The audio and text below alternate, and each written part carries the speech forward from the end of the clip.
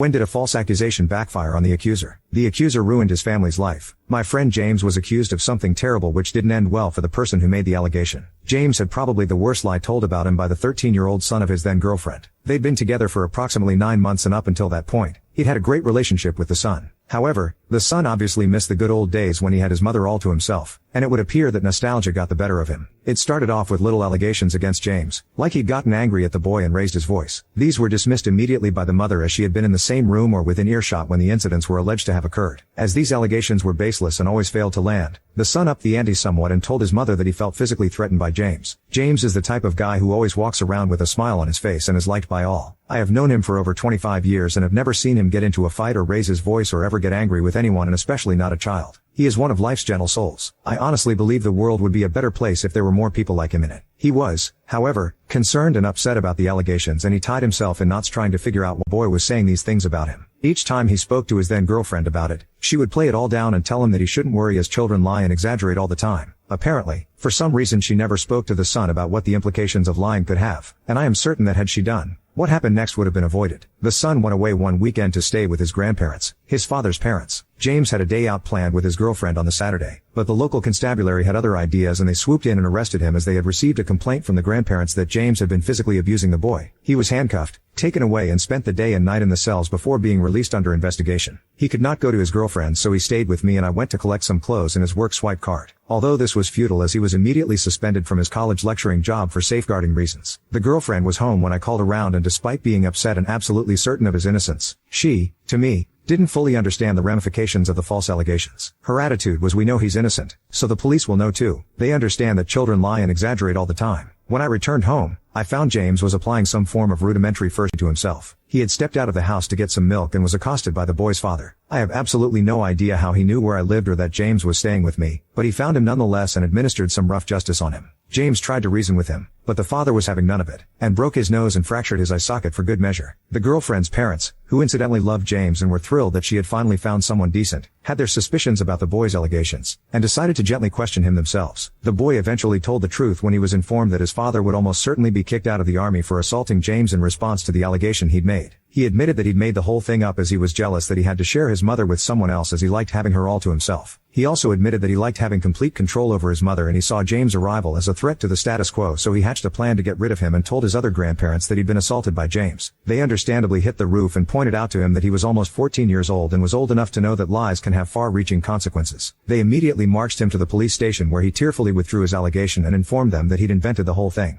He admitted that James had never laid a finger on him or raised his voice or had shown any form of aggression towards him. The investigating officer severely reprimanded the boy and told him he would remember his name for future reference should they cross paths when he became an adult. Unfortunately, despite the lie being exposed, the college decided to terminate James' contract regardless, again citing safeguarding. He took them to a tribunal and won the case. He was in line for a hefty payout, but pleaded with them to let him continue to teach, and he dropped the whole thing. Sadly, they wouldn't see sense, and despite the compensation, his career went up in smoke.